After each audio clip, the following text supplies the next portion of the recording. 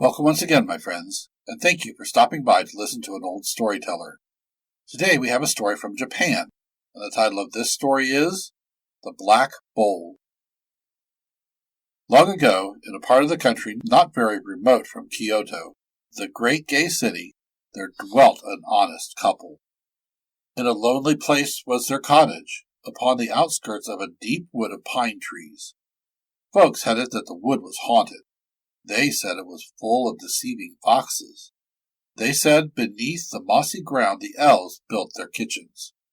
They said that long-nosed Tengu had tea parties in the forest thrice a month, and that the fairies' children played at hide-and-seek there every morning before 7. Once and above all this, they didn't mind saying that the honest couple was queer in their ways, that the woman was a wise woman, and that the man was a warlock, which was as may be. But sure it was that they did no harm to living soul, that they lived as poor, and that they had one fair daughter. She was as neat and pretty as a princess, and her manners were very fine. But for all that she worked as hard as a boy in the rice fields, and within doors she was the housewife indeed, for she washed and cooked and drew water.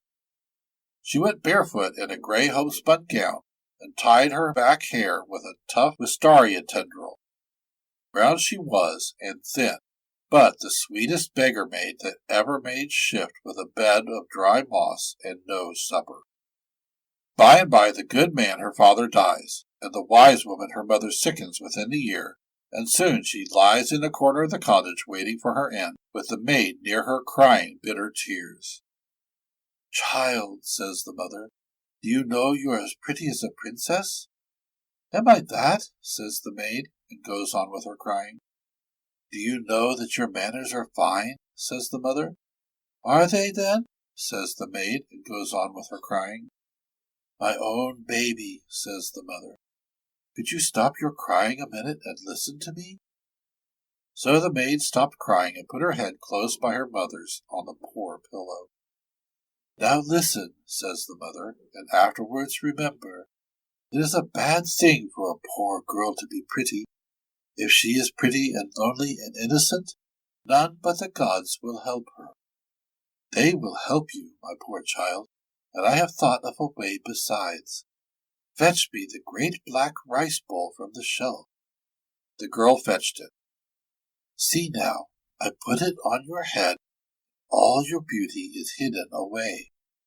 "Alack, mother," said the poor child, "it is heavy." "It will save you from what is heavier to bear," said the mother. "If you love me, promise me that you will not move it till the time comes." I promise. But how shall I know when the time comes?" "That you shall know.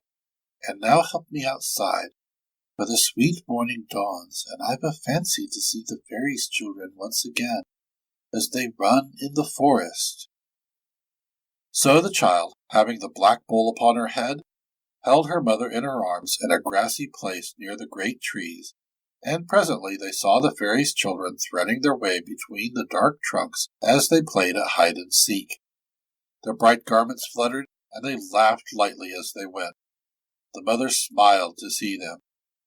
Before 7 she died very sweetly as she smiled. When her little store of rice was done, the maid with the wooden bowl knew very well that she must starve or go and find more.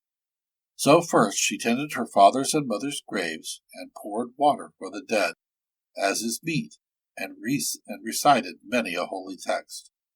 Then she bound on her sandals, kilted her gray skirts to show her scarlet petticoat, tied her household gods in a blue printed handkerchief, and set out all alone to seek her fortunes, the brave girl.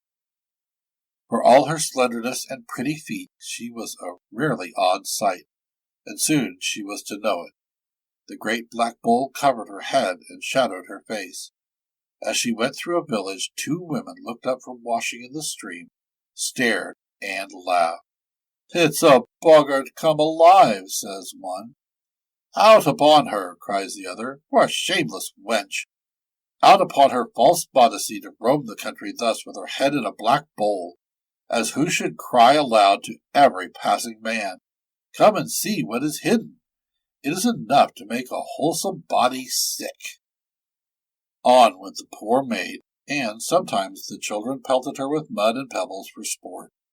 Sometimes she was handled roughly by village louts, who scoffed and caught at her dress as she went. They even laid hands upon the bowl itself and sought to drag it from her head by force. But they only played at that game once, for the bowl stung them as fiercely as if it had been a nettle, and the bullies ran away howling. The beggar maiden might seek her fortune, but it was very hard to find. She might ask for work, but see, would she get it? None were wishful to employ a girl with a black bowl on her head. At last, on a fine day when she was tired out, she sat her upon a stone and began to cry as if her heart would break. Down rolled her tears from under the black bowl. They rolled down her cheeks and reached her white chin. A wandering ballad singer passed that way, with his biwa slung across his back. He had a sharp eye and marked the tears upon the maid's white chin. It was all he could see of her face, and, "Oh, girl with the black bowl on your head," quoth he, "why do you sit weeping by the roadside?" "I weep," she answered, "because the world is hard. I am hungry and tired. No one will give me work or pay me money." "Now that's fortunate," said the ballad singer, for he had a kind heart, "for I haven't a wren of my own, or it would be yours. Indeed, I am sorry for you. In the circumstances, the best I can do for you is to make you a little song." With that he whips his biwa round, thrums on it with his fingers, and starts as easy as you please. "To the tears on your white chin," he says, and sings, "The white cherry blooms by the roadside. How black is the canopy of cloud! The wild cherry droops by the roadside. Beware of the black canopy of cloud. Hark, hear the rain fall from the black canopy of cloud. Alas, the wild cherry, its sweet flowers are marred. Marred are the sweet flowers, forlorn on the spray." "Sir, I do not understand your song," said the girl with the bowl on her head. "Yet it is plain enough," said the ballad singer, and went his way. He came to the house of a passing rich farmer. In he went, and they asked him to sing before the master of the house. "With all the will in the world," said the ballad singer, "I will sing him a new song that I have just made." So he sang of the wild cherry and the great black cloud. When he had made an end, "Tell us the interpretation of your song," said the master of the house.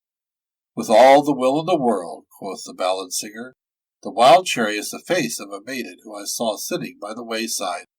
She wore a great black wooden bowl upon her head, which is the great black cloud in my song, and from under it her tears flowed like rain, for I saw the drops upon her white chin.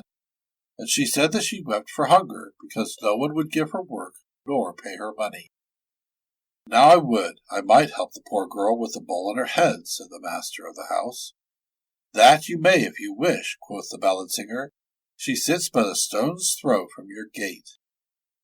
The long and short of it was the maid was put to labor in the rich farmer's harvest fields.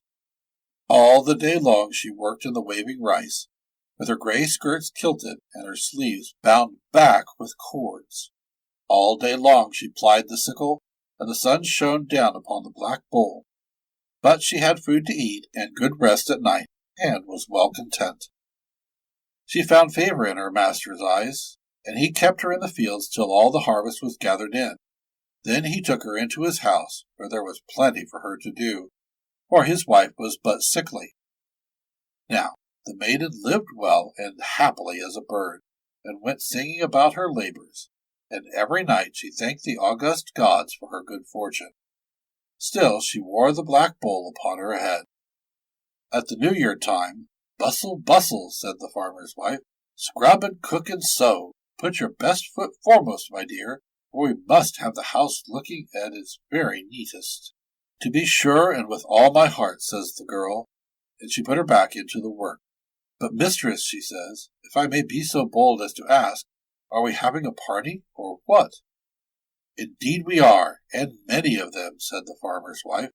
"My son that is in Kyoto the great and gay, is coming home for a visit. Presently home he comes, the handsome young man. Then the neighbors were called in, and great was the merrymaking. They feasted and they danced, they jested and they sang. Many a bowl of good red rice they ate, and many a cup of good sake they drank. All this time the girl, with the bowl on her head, plied her work modestly in the kitchen, and well out of the way she was. The farmer's wife saw to that, good soul. All the same, one fine day the company called for more wine, and the wine was done. So the son of the house takes up the sake bottle and goes with it himself to the kitchen. What should he see there but the maiden sitting upon a pile of wood and fanning the kitchen fire with a split bamboo fan? "My life, but I must see what is under that black bowl," says the handsome young man to himself. And sure enough, he made it his daily care and peeped as much as he could, which was not very much, but seemingly it was enough for him, for he thought no more of Kyoto, the great and gay, but stayed at home to do his courting. His father laughed and his mother fretted. The neighbors held up their hands, all to no purpose. "Oh, dear, dear maiden with the wooden bowl, she shall be my bride and no other. I must and will have her," cried the impetuous young man, and very soon he fixed the wedding day himself. When the time came, the young maidens of the village went to array the bride. They dressed her in a fair and costly robe of white brocade, and in trailing hakama of scarlet silk, and on her shoulders they hung a cloak of blue and purple and gold. They chattered, but as for the bride, she never said a word. She was sad because she brought her bridegroom nothing, and because his parents were sore at his choice of a beggar maid. She said nothing, but the tears glistened on her white chin. "Now, off with the ugly bowl," cried the maidens. "It is time to dress the bride's hair, and to do it with golden comb." So they laid hands to the bowl, and would have lifted it away, but they could not move it. "Try again," they said, and tugged at it with all their might, but it would not stir. "There's witchcraft in it," they said. "Try a third time." They tried a third time, and still the bowl stuck fast, but it gave out fearsome moans and cries. "Ah, let it be for pity's sake," said the poor bride, "for you make my head ache." They were forced to lead her as she was to the bridegroom's presence. "My dear, I am not afraid of the wooden bowl," said the young man. So they poured the sake from the silver flagon, and from the silver cup the two of them drank the mystic 3 times 3 that made them man and wife. Then the black bowl burst asunder with a loud noise, and fell to the ground in 1,000 pieces. With it fell a shower of silver and gold, and pearls and rubies and emeralds, and every jewel of price. Great was the astonishment of the company as they gazed upon a dowry that for a princess would have been rich and rare. But the bridegroom looked into the bride's face. "My dear," he said, "there are no jewels that shine like your eyes."